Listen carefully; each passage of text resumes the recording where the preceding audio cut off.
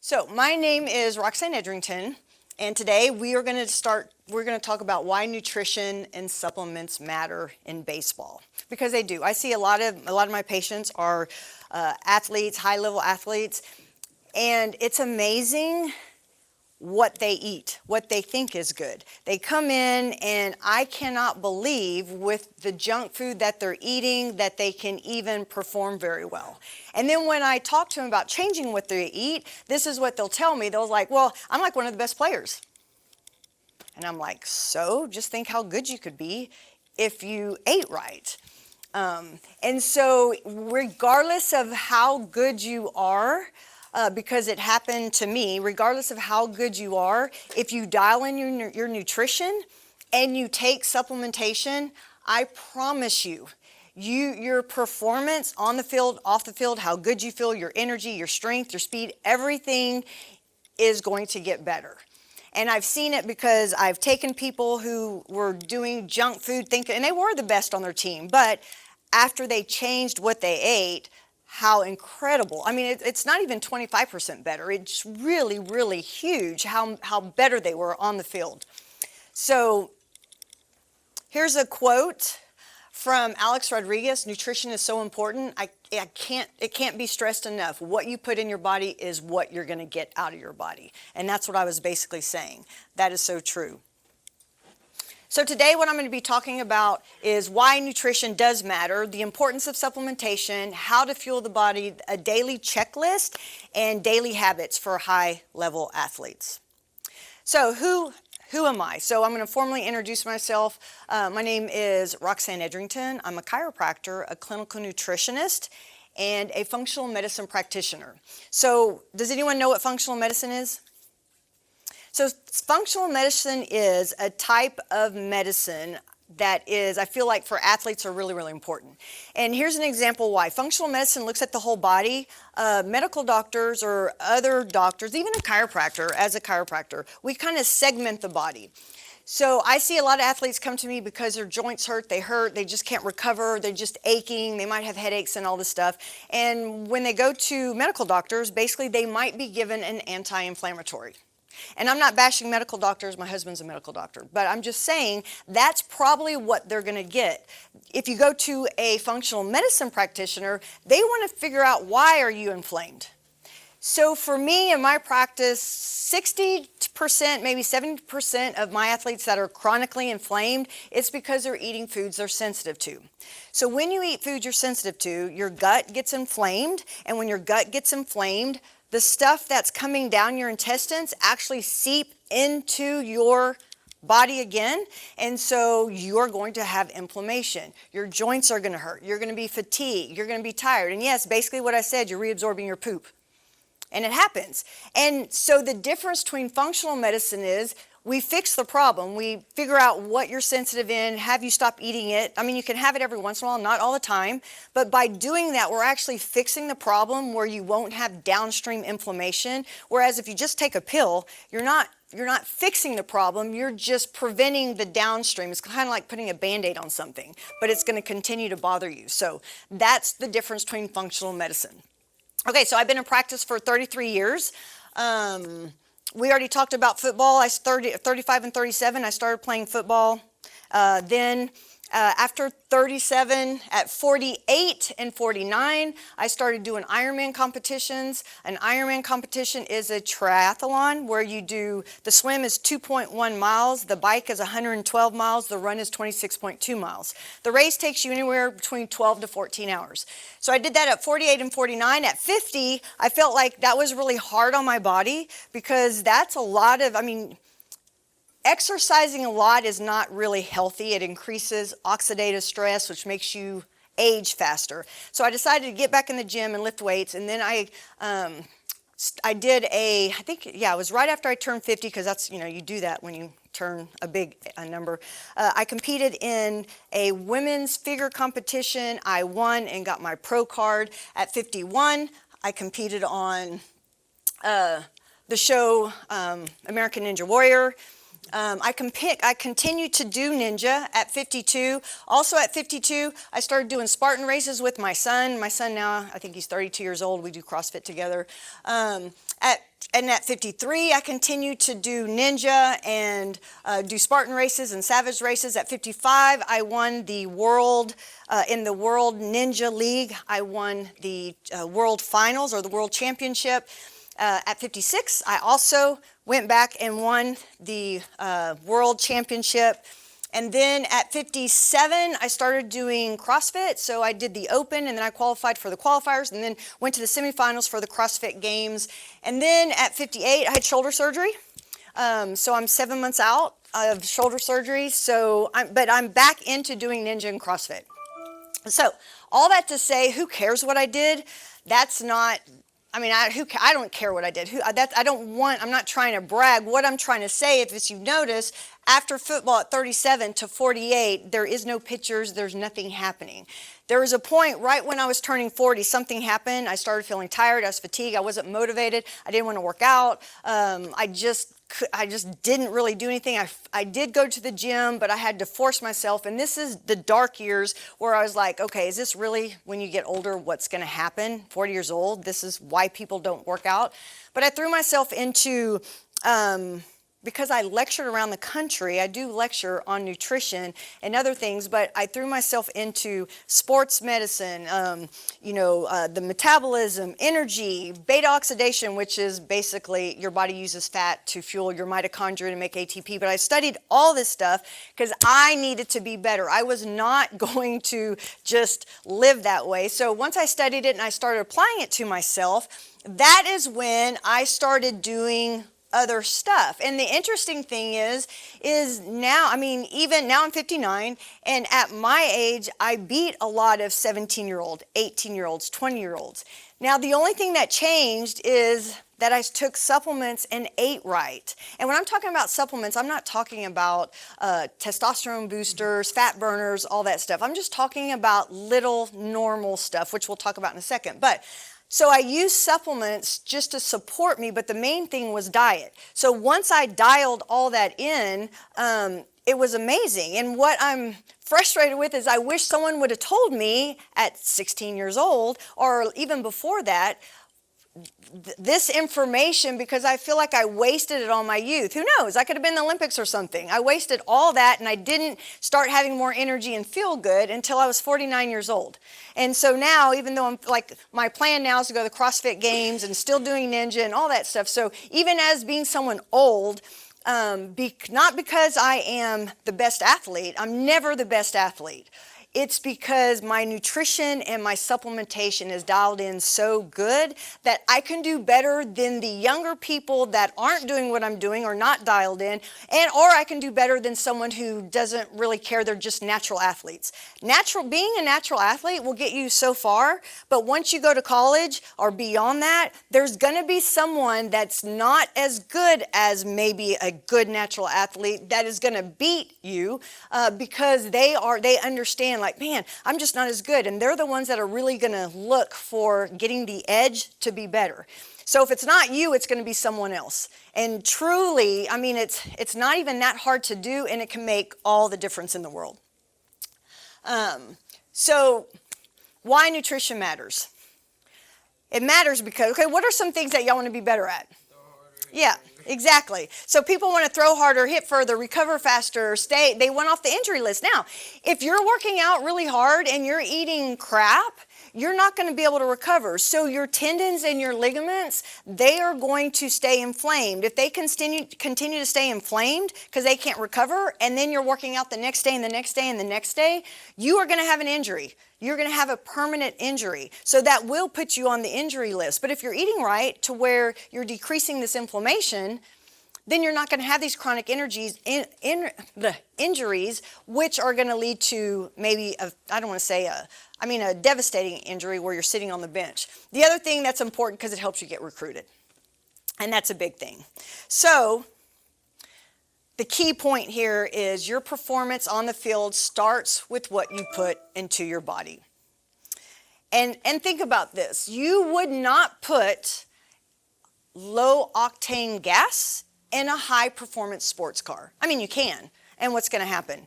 At first it works fine. But then what happens? stuff starts sputtering, things are starting to break down, it's not going to work for your high performance sports car. But if you are a high performance sports car, if you have one, you definitely will pay the extra money to put the high octane gasoline in it because you want it to continue to run good. And that's how we are. Your body is an engine. Your carbs, the carbs you eat are the fuel. It's kind of like your gasoline. The protein's real important because protein, when you eat it, breaks down into amino acids, and amino acids are what really build the muscle. If you're not taking enough protein, or if you're eating protein but you're out exercising how much protein you're taking in, because to build muscle you have to break down muscle mass and then it hypertrophies. So it's normal to break down some muscle, but if you're not eating enough protein to help your body recover so that you can create this hypertrophy, it doesn't matter how hard you work out, it's working against you. You have to eat enough. Everyone's different. There's a certain amount of protein you need to be eating, and if you're exercising, there's a certain amount more that you need to add, because if you're breaking down muscle tissue, you have to be eating these amino acids to help build that muscle higher. I know a lot of people who don't eat enough and they're working out hard, but they're not getting any gains because they're not fueling their body to help their body get stronger. The other thing is that amino acids help with recovery. Again, because when you break down muscle mass, you want to make sure that amino acids are going to help the recovery after practice. Fats are really important because carbs are really good for quick energy. Fats are important for long-term energy. So I don't know if all of you ever heard of the mitochondria. I'm sure you had. So the mitochondria is the powerhouse of your cells. Yep, very good. And so the mitochondria will take fat and it's broken down and shuttled into the mitochondria to make ATP. So if you're not getting enough fats, then you might start off great, but all of a sudden you're tuckered out. Like you don't have the ability for your mitochondria to keep burning this fat for fuel if you're not eating a right percentage of fat with your food. But you don't want, there's different kinds of fats. There's inflammatory fats, and that would be French fries. And then there's anti-inflammatory fats, would be like fish, nuts, avocados, stuff like that. So the inflammatory fats, you eat a lot of that, your body is already pre-inflamed before you go out and do anything. And I'm not saying you can't have French fries, I'm just saying fried food, French fries, trans fats, like all these things, if you're eating them every day, all day long, you are already in a state of inflammation before you even step on the field. So you can, on the weekends, I always say Monday through Friday, fuel for success. Saturday and Sunday, eat kind of what you're craving. Because during the week, if you fuel for success, or if you're eating fats that aren't inflammatory, in fact, anti-inflammatory, again, like fish and nuts and avocado and some of those things, extra virgin olive oil, those things, then now your body's anti-inflammatory, so there is no inflammation, so you're going out on a field in a much better state. The difference is when your body's inflamed, it's like your body's on fire. You got a fire inside, and that's never good to practice on. Versus when you're eating anti-inflammatory foods, your body's at peace, there's not a lot of activity going on, and now you can train hard. Your body can handle more intense training than when your body's inflamed. Water is always important. You should drink half your weight in ounces. So if you weigh, 160 pounds, then you should be doing at least 80 ounces, at least. But if you're out sweating like you are, then you need to be doing way more than that, probably 100 ounces. Water's super important because when you're exercising and doing all kinds of stuff and your body is breaking down nutrients and all kinds of things, water is what's going to flush that out. Lactic acid, a lot of things. If you're not drinking enough water, that is going to just stay in your system, and it kind of looks like a toilet that everyone's using that it doesn't work. It's just going to be stagnant, all kinds of stuff. And how do you get rid of it? If the water's broke, you take a bucket of water, you pour it in the toilet, and it just gets rid of everything. That's the same way that water that you're drinking is going to flush that out. Now I said water. I didn't say Coke. I didn't say Gatorade. I didn't say anything that has sugar, because sugar kind of dehydrates you. Now, I know a lot of you do Gatorade. I know maybe y'all do, and a little bit is okay, or dilute it. But if you're out playing and you think that the electrolytes in Gatorade is going to give you a better, it's going to make your performance better, you're wrong. Because the electrolytes in Gatorade is minimal, but the amount of sugar in it is so high that it's going to dehydrate you. So it's best to get electrolytes that you can put in your water and drink. Now in the summer when you're practicing a lot, you just don't have to do electrolytes while you're playing. You can put electrolytes in your water during the day. And you'll want to do that because if you're sweating a lot, just a little bit of electrolytes while you're playing, you're not going to restore a lot of it. And there's Noon is a good one, but there's a lot of electrolytes that are really important. And if you're dehydrated, your body already is going to, the output your body can do is already about 20% less. And you can look at that, like if you lose 1% water, your ability to train, your performance continues to go down. The more dehydrated you are, the less your performance is. And then it basically at the end I said you wouldn't put junk gas in your Ferrari. So why should you put it in yourself? Okay, so what eating right looks like.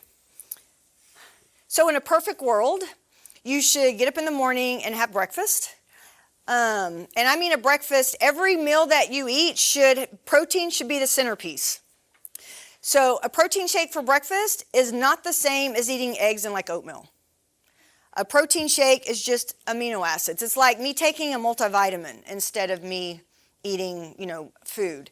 You need to have real food, not quick stuff, not, all these things, and I don't even know. I'm so out because I eat really clean. So I'm trying to see any things, in packages. You want to eat a really good breakfast. So you want to eat, and then 2.5 to 3 hours later, you need to eat again, some kind of protein. And then lunch should be about 2.5, 3 hours after that. You want to have lunch, and then 2.5 hours, 3 hours after that, you should have a snack that's protein, then dinner, and then, before you go to sleep, some more protein. And the reason why is because you want to, it is off. You want to take advantage of all the ways you can get amino acids into your body. If you just eat breakfast, lunch, and dinner, and then in between your snack is just like, I don't know, some kind of a candy or something like that. The problem is now you've just wasted the ability to take in protein to help you recover and to build. Your body can't assimilate. Like if you think, I'm going to have 10 ounces of protein 3 times a day, your body can only assimilate about 400 calories per sitting. That's just maybe because y'all are young, 450, but most likely 400 to 450 calories. That's why you have to eat smaller meals more frequently, because if you try to load, if you're just like, I'm trying to load my body, you can load it, but your body's ability to assimilate it's not going to do it. So I'll answer your question. About 450 calories. Yeah. So that's because I see a lot of people, they'll eat tons of stuff, 2 cups of rice, all this food, and I'm like, okay, your body is not going to assimilate all that. So that's why it's better to break it up, and so that's why you should be eating breakfast, lunch, and dinner, snacks in between, and then something before you go to bed. That's how you're going to build your body up. There's no other way to do it. And the people that I've seen progress the most are people who have dialed that in. So breakfast, like I said, should be protein and a carb. A snack, now, I don't know when your practice is, but that's another thing that would go into play, because prior to your practice, at least 2 hours you want to eat something. But I tell people breakfast, and then if you just are in a hurry and you can't think what to have, an easy snack after breakfast is like chicken salad or tuna fish. Just some kind of protein, or it could be a chicken, or it could be steak, or it could be something easy, but you could do something like that. A protein bar isn't going to cut it really. That's only for emergencies, because a protein bar really is just powdered protein candy bar. It's better than nothing. So if you're traveling, that would be better than nothing, but most of the time really try to get in real food. Then lunch should be protein, So it could be chicken, rice, and some kind of vegetable. And that's good. And for y'all, the serving size should be about 5 to 6 ounces of chicken, about a cup of rice, and then some vegetables. If you do 2 cups of rice, that's kind of working against you. It might just make you tired, after you eat. So it's better to watch your carbs. Some carbs are good. Too much carbs can work against you. And then again, your snacks, it's good if they're protein. Now, if you're in a hurry and you can't do anything, definitely a protein shake is a better option. A protein shake, whey protein, I would be careful with because I am starting to find out that a lot of athletes are sensitive to dairy. So whey protein, yogurt, milk products, muscle milk, all those things could be working against you, could be creating like underlying inflammation. How you know if maybe that's you is one, if you have a milk product and you notice you have gas or your stomach hurts. Another thing is if you notice you always wake up stopped up. If you wake up in the morning and you do that in the morning, but as the day goes on, it goes away, most likely you're eating something, you're having a dairy product or something that you're sensitive to. And if you wake up like that, that is not good because that means your body's inflamed. You shouldn't wake up. That's not normal. So you need to, I know y'all think it's normal because most kids that I see, that's what they're doing. But so you're obviously eating something you're sensitive to, and that is working against you in your peak performance. Yes. Would it be like too much dairy? Because I drink a lot of dairy, but I've always drank dairy, and I've been drinking a lot more, but it's starting to build. Yeah, so a lot of times when you first start doing dairy when you're little, at first you might have a reaction to it, and then it goes away. When you keep drinking it or keep eating it, all the signs and symptoms, like all the red lights will start it's like, oh, well, he's going to eat it anyway, so you won't have them. The only thing that you'll notice is, again, you'll notice sinus. You'll notice, and then if you're drinking more milk and you notice your stomach starting to hurt, then definitely I would stay away from it. You can do like almond milk, but don't do milk don't count dairy products as your protein. This is something they don't tell you. Okay, we're not cows, right? So cows, when the baby cow drinks milk from the mother, it has the enzymes to break down cow milk. We don't. That's why when newborns are born, they can't drink cow milk right away. Because the baby will be very sick. They'll have diarrhea, they'll throw up, a lot of things. So no one is telling people that when you're eating these products, these dairy products for protein, we don't have the enzymes to absorb the protein. Therefore, you might get a little bit of the protein, but you're not getting how much, like yogurt or even whey protein will say, oh, it has 30 grams of protein. I understand whey protein in the sports arena is all over the place saying how good it is. But it's really not that good if you're sensitive to dairy. It's working against you. You can do pea protein, you can do plant protein, you can do beef protein, you can do other proteins, but just don't do whey protein. Yes? What would be a different brand? Do you have any other brands? There are... So Nutridyne is one I like because they have something called paleo protein, and it's like a beef protein, and it's a good one. Okay, I'll get the name of that. Yeah, that's a really good one. Yes? What about like sparkling water protein? No, okay. So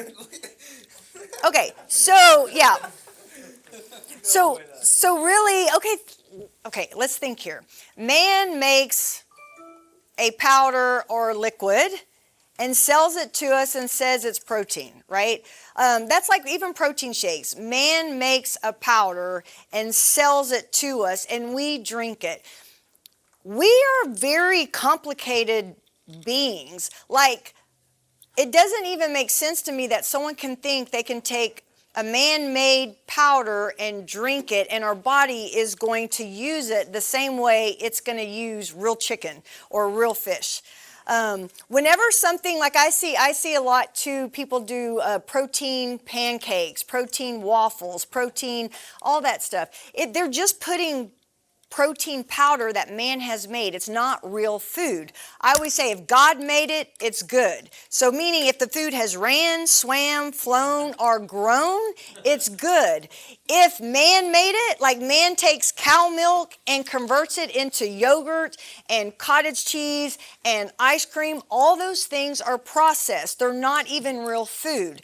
And I'm not saying you can't have it, you can, but don't base your Monday through Friday where you're trying to peak performance, don't base your protein intake on dairy products, because it's gonna, I have two different people that I'm working with right now. One is just trying to prove me wrong, so he's doing a lot of dairy. This other one is not.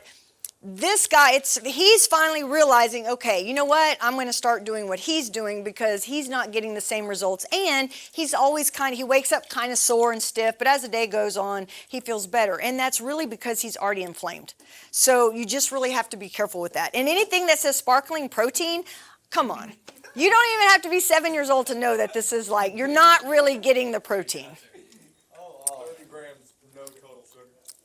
But I'm looking here and I'm trying to see what is the protein. It's just like collagen peptide, malic acid. So this is basically a supplement drink. It won't hurt you, but it's just it's like taking a branched chain amino acid or something. This is not, and the bad thing about this is I don't know how when you drink it, if it's the best kind of water to drink. You should be drinking water, not something that man has thrown in just so that you'll buy it.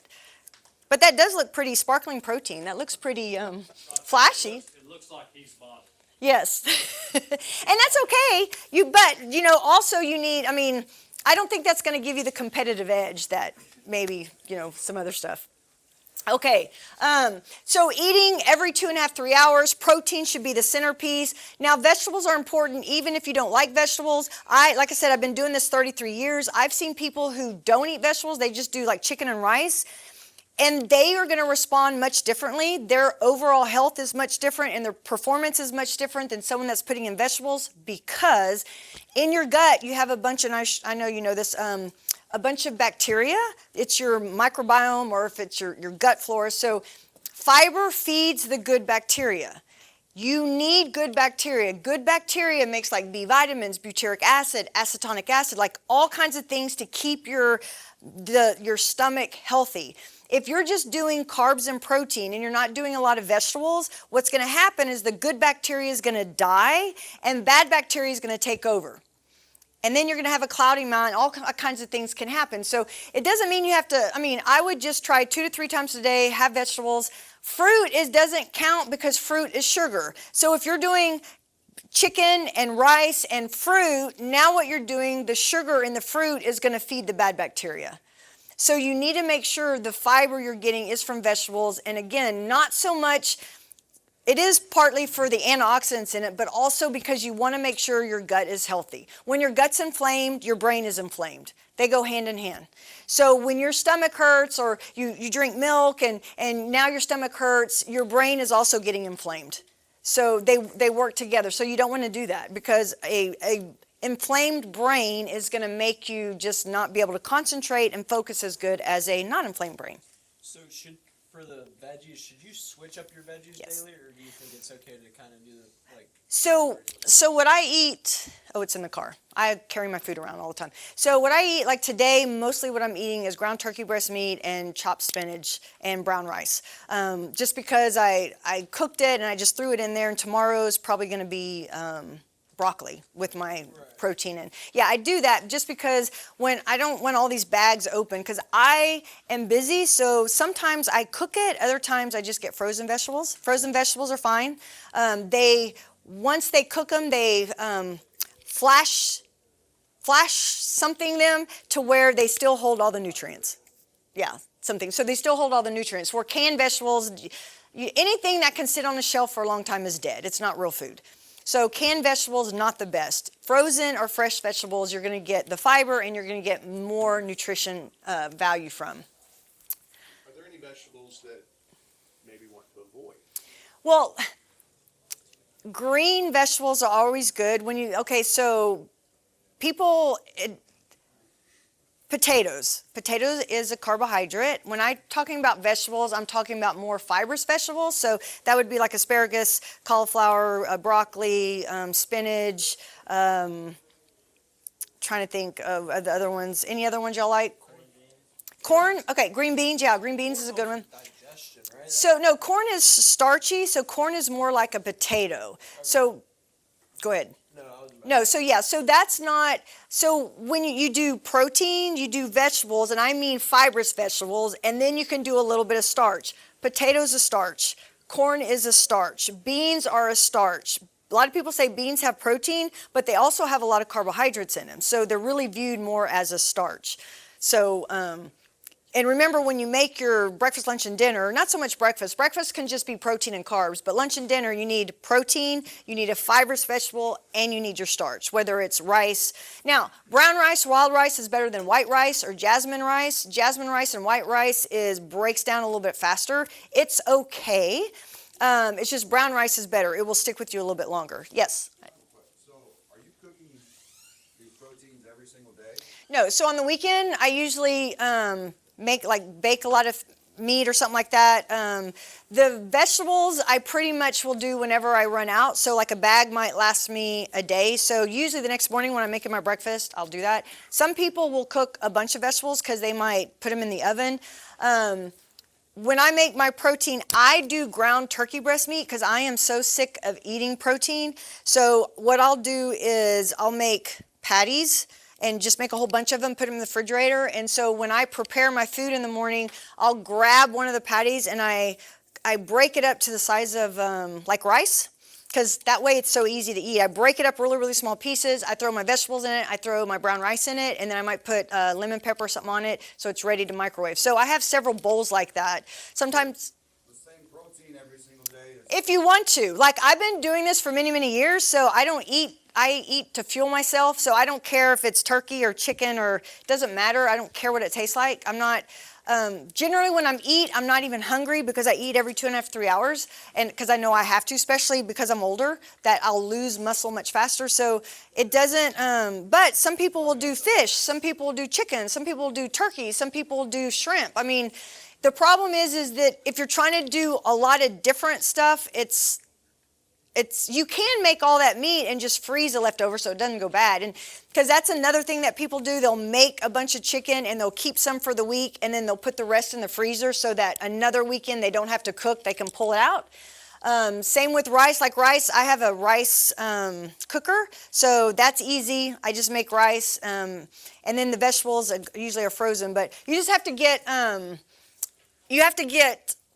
you'll get good at it. At first it seems hard, but whatever protein you like, people will be sick of eating chicken all the time, right? So you do have to kind of break it up. But a lot of guys can't eat the same thing all day long. Like for a week, they can eat the same thing because, yeah. You asked about the vegetables and you switch it. Yeah. So I was just wondering, Yeah. So, yeah. the same or? So protein is just amino acids. You can eat the same protein every day if you wanted to.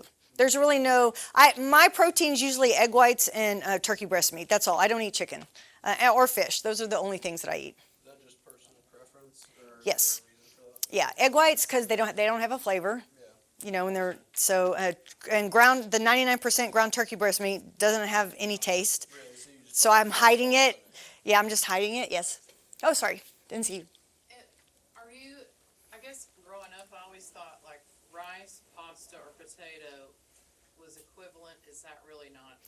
Yeah, so pasta is just high. You can do pasta. Pasta is higher in carbohydrates. So for this group, pasta is okay. As they get older, it might work against them because they do a lot of pasta. And then it's about 85 grams of carbs, and that's going to dump a lot of glucose, and sometimes that makes them more tired.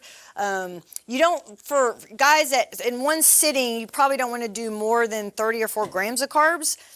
Because too many carbs really, it just floods the system with a lot of glucose, and then it gets wasted. Then what happens? They start putting on fat. Because some of it can be stored as glycogen, but the rest, if your body can't put it anymore in glycogen, you're going to start noticing your midsection's getting bigger. So it can work against you too much. And pasta, because it's so high in carbs, you do like a cup, and that's a lot of carbs. Or where it would be better to do a half a cup, but who wants to just eat a half a cup? But off and on, it's okay. It's just you don't want to do that all the time. So stick with the rice. Yeah, brown rice, wild rice. Again, the other rices are also pretty. Yes, sir. I have a question. Why do you do egg whites instead of normal eggs? Because I need like 28 to 30 grams of protein, and each egg white is about 3 to 4 grams. So I do anywhere between 8 or 9 egg whites, and the thought of throwing in yellow, like that would just make it like so much food. Like I would be sick, because I mean eating 9 egg whites is a lot. So sometimes though at night, like one whole egg is about, I think, 6 grams of protein. One egg white is about 4. So sometimes I'll throw in some yellow, because the yellow is where the fat and the cholesterol is. It's not where it has a little bit of protein, but most of the protein's in the white. But the amount, if I did 6 whole eggs, okay, so each whole egg is 80 calories. 80 times 6, I mean, that's 480 calories in eggs. Whereas if I do 6 egg whites, that's only 95 calories, and I'm getting all the protein still. Someone else had, yeah. I was gonna ask about. You say I'll remember. 30 to 40 grams of carbs per meal. Yeah, yeah.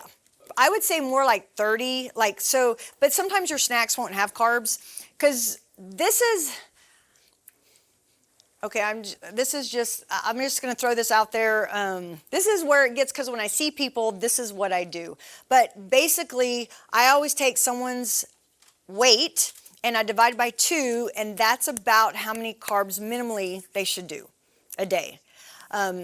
And then if they're very active, I might add maybe 40 grams more than that, and then divide that out throughout the day. It just depends on if they have a lot of muscle, it would be maybe 40. If they don't have as much muscle, then it might be just 20 more. So depending on the individual, I do that. But you definitely, minimally, you need however much you weigh, divided by 2 is how many grams of carbs you need a day. Is it grams? 120, I think it's calories, I'm sorry. Wait, if you're, no. So I weigh 107, let's just say I weigh 120, divided by 2 is 60. So 60 grams of carbs a day. Yeah, that's right, 60 grams, yeah. So if you're trying to like gain weight, so like I'm like 180 right now, and I would like to get up to like 200 in like 3 or 4 months. Should the calories be different? Because you said Yeah. like 450 per meal. Should it be different if you're trying to gain weight? Well, you can't increase the calories per meal. You eat more meals. Eat more meals. Okay, Yeah. So instead of 3 meals. Yeah, and make sure, but some of those calories can be increased with some healthy fats too. Okay. All right. Yeah. Okay. Let's see. So, benefits of eating right: 1, just stamina, endurance, faster recovery, less soreness, less injury, better focus, better reaction time. So I sent something out, and actually they're up here. Y'all can get them later, or you can get them now. But basically, there is 2 piles here that I'm talking about supplementation. So supplementation here, some things, okay, first of all, know this: supplementation fills the gaps. It doesn't replace the food. So I do know a lot of people that don't eat right, but they're like, oh, but I take these supplements. Okay, that's not gonna help. The only way supplements really help your performance is if you're dialed into your eating. Again, you can't outrun a bad diet. I don't care how many supplements you're taking, you just cannot. So once you dial in your eating and you just want supplemental to help you to even be better, supplements, this is where supplements come in. So some of the things that, and again, these are the handouts that y'all can pick up. Some of the things that I tell people is you want to find a good protein shake if that's something that you need to use as supplementation. I prefer regular food, but sometimes that's not possible. And I like plant protein. I like the paleo protein. I like those kind of proteins. Another thing, and the purpose of it is to help your muscles repair. So after my workouts, I generally will do a scoop of the paleo protein and some creatine. Everyone has heard of creatine. That is something that should be used after you work out, but in small amounts. Like people abuse it. So right after a workout, if you did a scoop of protein powder and if you did like 3 grams of creatine monohydrate, that is something that can help you recover. However, If you're not eating right, then don't even take it. It's not even worth it. It's not, the only way this helps you is when you've done everything you can with food and now you just want another edge. So, and I am doing that right now just because, like I said, I had shoulder surgery and I lost a lot of muscle, and I just started taking it this week because this week I feel like I could start doing harder stuff in CrossFit, harder stuff in Ninja. So now that I'm working my muscles more and my diet is dialed in, now I'm taking it supportive. But don't start taking all these things if your diet isn't dialed in. It's not going to help you. So the protein, the other thing is omega-3. Fish oil is really important. It's important because it's a good anti-inflammatory product, and fish oil is also good for the brain. The brain is made up of DHA. A lot of DHA was the fat, and omega-3 can help with brain. I know a lot of kids that are ADHD or they can't focus, and I give them high amounts of fish oil. That is helpful. It helps them focus, and again, it helps with decreasing the inflammation. Another one is vitamin D. D3 is important. D3 is important for energy, but vitamin D3 is just important because one thing that people don't understand, that every single cell has a receptor for vitamin D. People don't realize, it's still, researchers are still trying to figure out why does every single cell have a receptor for vitamin D, and they're finding out that vitamin D is more like a hormone than it is a supplement. So vitamin D is real important, again, for recovery and for immunity. And magnesium and zinc.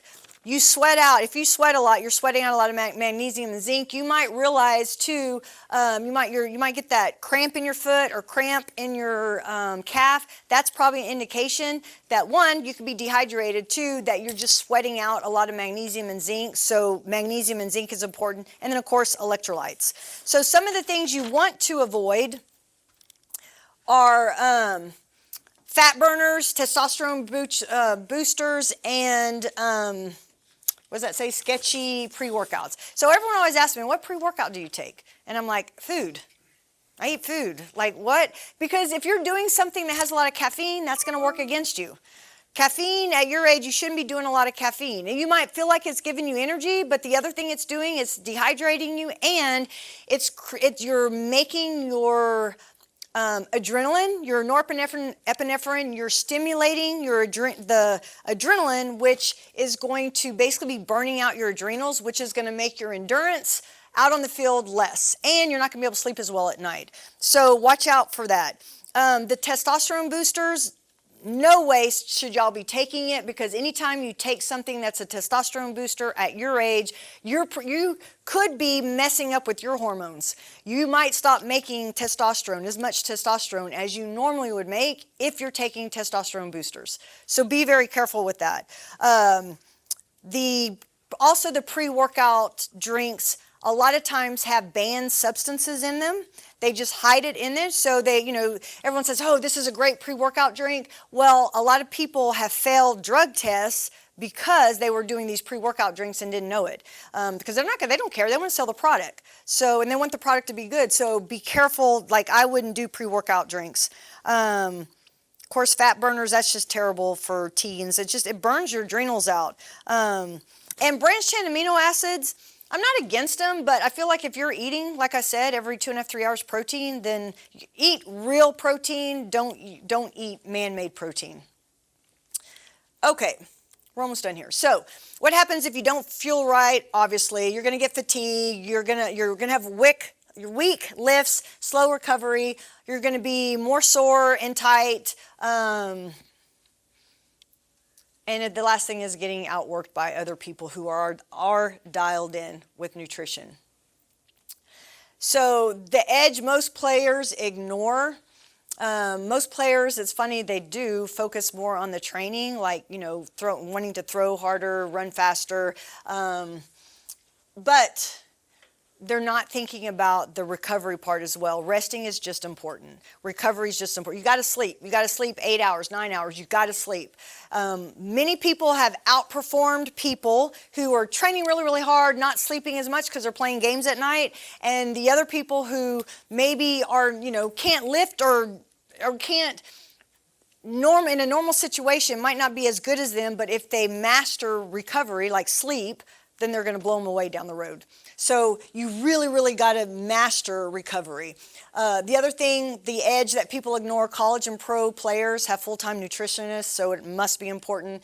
And the earlier you build these habits, the better off you're going to be. And that's what I was saying. I didn't figure this out until like 48 years old, and I wish I would have, when I was a gymnast, I wish someone would have told me about I should be eating and not eat McDonald's. I should be doing all these right things, because I'm kind of mad that my athletic career now I feel like is starting at 50 instead of when I was young. So it's real important now. So then one of the other things I have printed out is it's a baseball performance checklist. So basically it just says daily habits of high level athletes. And morning, eat your breakfast, take a multivitamin with vitamin D, take your fish oil, drink like 16, 20 ounces of water. And your breakfast could be like egg whites, oatmeal, and half a banana. She has this, she's going to send it to you, but this is basically talking the importance about, so you have your breakfast, and then lunch, you want to make sure you have protein, carbs, and some vegetables. Also make sure that you have snacks. Whether it's chicken and rice again, but just make sure that you have those snacks. Bottom line, that you only get one shot at being your best. Nutrition is the easiest performance boost you're probably missing, and build the habits now, the best do. Fuel like a pro, and then play like a pro. And then if you have questions, and because I do a lot of this also virtual, if you really need to dial in your nutrition, you don't know where to start and all this, and you're interested in it, for most of the time, my charge for an office visit is $225. For y'all, it will be $75. Just because I feel like y'all have, at this age, the potential that y'all have. So if anyone does want to dial it in and wants to talk to someone and wants a meal plan written up and talk about supplementation, I will help you with that. And we can do it through Zoom. You don't have to come to my office or any of that stuff. So now what I think we might have time to do is what he was saying, the assessments. I brought a tool that I use with people, and what it is I put electrodes on your hands and your feet. We weigh you, and it gives me a number. It's telling me the capacitance of your cells. And so when the current goes through, your water, your fat, and your muscle all have different resistance. So it's telling me the reactance of your cells. It's kind of like a DECA scan, so it's going to tell me how much water, how much fat, how much muscle you have. A lot of people focus on the scale, and the scale's not the answer, because it's a combination of the three. People that are looking for peak performance, really we want to focus on your skeletal muscle mass, like how much muscle you're putting on. And fat's really not that big of a problem unless you're putting on fat. If you're putting on a lot of fat, then that's going to make you slower. And then we also look at water, total body water, how much water's inside your cell versus how much water's outside your cell. And that's very important, because if more water's outside the cells, that means you're dehydrated, and you're missing out a lot on your ability, because if you're dehydrated, then that lowers your performance. And then the last number is something called a phase angle, and a phase angle tells me how healthy your body is. So it's like if I took your cell and plugged it into a battery voltage meter, the higher that number is, the more energy your cells exude. I also do nutrition just for people that are sick, like cancer patients. And if I have a cancer patient and their number gets down to like 4.2 and really low, then I won't see them anymore, because their cells are just continuing to getting sick, or they're losing their energy capacity, and that means natural medicine's not helping for them. They need to get something stronger. So that phase angle is a really important indicator on, are you eating in a way that's making your cells healthier, or are you eating in a way that's making your cells not so important? And one final thing I want to say is that every time you eat, food is just molecules of information. And this is my mindset. Every time you eat, you need to think, how is this going to help my cells on a cellular level? Because you're going to eat and the food's going to break down. Is this going to make me faster and better, or is this going to make me inflamed and slower?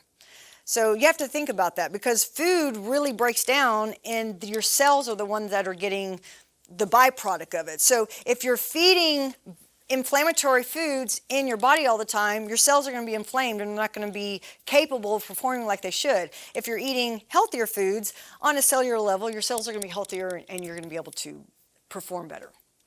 So I'm done. For whoever wants to, will stay and do that. And I don't know if questions, I can answer some questions if anyone has any other questions. Yeah, what